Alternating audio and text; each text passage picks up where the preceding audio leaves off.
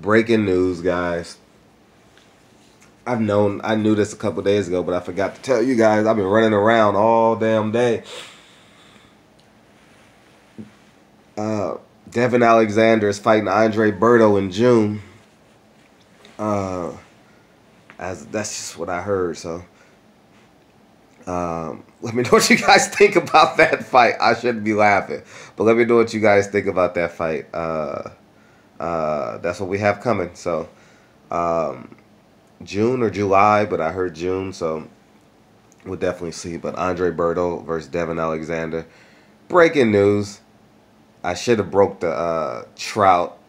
What was that? Trout Charlo fight. I knew that shit 2 weeks before he announced it. And you know the funniest shit ever was when I spoke to Charlo off camera, and I was like, you know how he's always intense, right? He says, I says you gonna knock out Trout quicker than Hurd knocked him out. He said, how the fuck you know? You know, that was before our interview 2 weeks ago. Remember for the what was that? Sorry, I just woke up. But what was that? What was that shit? Um,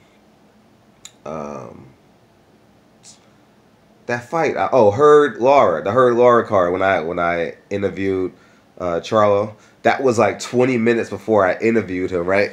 And then in the interview, we agreed. I said, okay, so I don't know if y'all caught this in my interview. I was like, well, I'm going to pretend I don't know. So you got an upcoming fight, June 9th, and looking at your opponent, it was just funny how I had to fake that part of the interview. But anyways, man, hope all is well, man. New York is always fun to me. I'll give you guys a 10-second recap. Been working my ass off. Thursday was tough, you know, because we couldn't get to the fighters. They lightened up a little bit because there was more people in town, and they was on the other side of the velvet rope, so that gave us more leniency. And went to Martin Lawrence, hung out all night, went to Manhattan, went to bed at 3. What time is it now? 7. You know, I got a problem with I can't fucking. Dude, 3.5 hours, 4 hours. I don't know what it is. I have no idea. Maybe I don't know. I don't want to miss something, but 3.5 hours. I get up and I'm like, it's time to go. I don't know what the fuck it is, but it is what it is. Well, I had a moment of clarity or silence before everything hits the fan. I figured I'd tell you. DevonAlexander, Andre Berto. Let me know who you got winning that fight. I would say DevonAlexander is definitely trending more than Andre Berto. But it's a good name fight, you know. It's one of them pre-summer classics. You know what I mean? Where the names are going to sell the card. You know, hopefully that shit'll be in LA. Because that's a great StubHub Center fight. You put Chris Arreola on that card versus Eric Molina. You know what I'm saying? And then you might, the heavyweights, and because you can't have a fight in LA without galvanizing the Mexican market. It just makes all the sense. It's just a great business move. You know what I mean? Especially in the StubHub Center, that outdoor arena. Guys, let me tell you something. If you a real boxing fan, I would say there's 2 places that you need to visit. You need to visit the Barclay Center.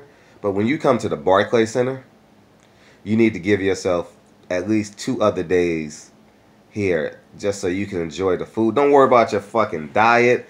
Don't worry about your proximity to people. Don't worry about getting your shoes dirty.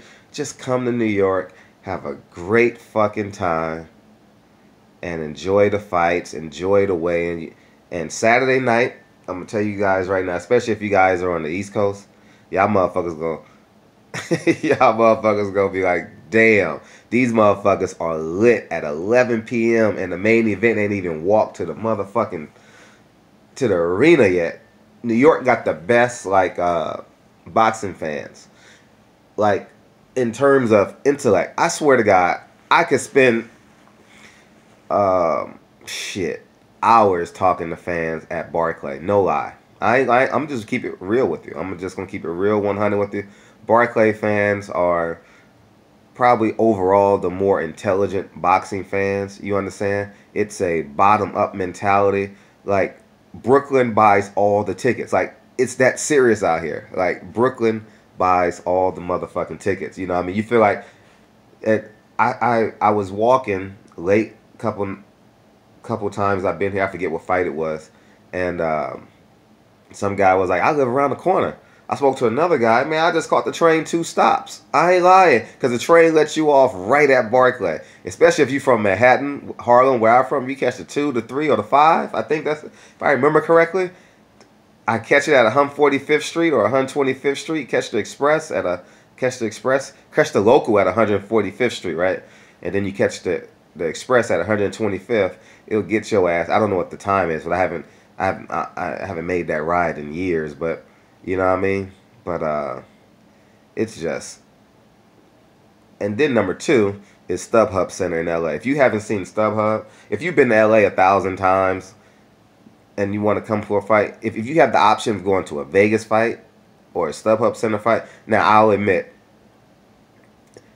the pre and post lifestyle is definitely better in Vegas. But if you want to experience like everything, like the ambiance, the feel, like it is ultra LA, and yet it's still, especially on an 80-degree night. I'm not talking about on a cold night in March, or I'm talking about like a hot night in July. Only go to Barclay when only go to StubHub when you know it's gonna be hot. All right, if you think it's January, February, you think it's gonna be hot, you think it's gonna be cold, don't go.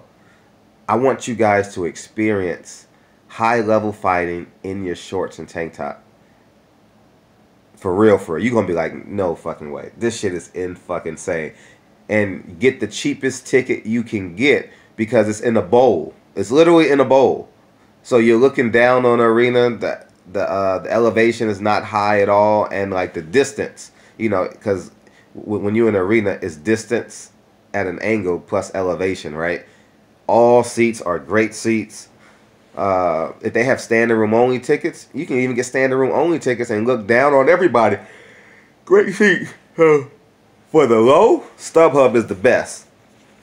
New York is gonna cost you a little bit, you know what I mean, in terms of, you know, taking your Ubers, parking, and all that shit. But Barclay, all my boxing fans, Barclay Center and StubHub Center. We all know what's in Vegas, you know. You go to a fight, you chase some pussy. You go to a fight, you take your girl, that's a dime. You go to a fight, you take your wife, you know what I mean? You chase some pussy, you and 3 or 4 of your dudes. You gamble a little bit, you eat a little bit, you chase pussy a lot, you know what I mean? And you talk shit. You talk shit with your boys, you know? But outside of that Vegas experience, there's nothing I can't say that will happen. That's what am I looking for? That won't come true. Everything comes true in Vegas, right? You want pussy, pay $200. You want to get drunk, put $100 in the slot machine. You know what I mean? You want to gamble, you got that. You just want to go to shows. There's no substitute for that. That's not what I'm talking about. I'm talking about just pure fight. I'm talking about the fighting experience. You know what I mean? But if you come to a fight in New York, you want to experience the culture. Don't shortchange yourself. Pay the extra $200 for the hotel for that night. Maybe wherever inn you stay. Maybe you stay after the fight or maybe you stay before the fight. It's just a great time, man. I just want to encourage you guys, experience those 2 arenas. You will thoroughly enjoy yourself. And but yeah, the premise of this was Berto. Who's he fighting? What's that left-handed dude's name? DevonAlexander. These both guys are guys that we had ultra expectations for. You know, that they had some abrupt losses that halted their careers. And we still have questions about these guys in terms of could they come back and compete for a championship. We'll have to wait and see. But so Berto versus DevonAlexander in June or July. And they should be announcing that fight pretty soon, but I thought I'll let you guys know. So anyways, man, Barbershop Conversations, man. Feel free to hit the subscribe button. I'm about to get up, do like one of these, like, you know, these 10-minute hotel room guilty workouts and shit. And then I'm about to start my day. All right. I'll holla. Peace, guys.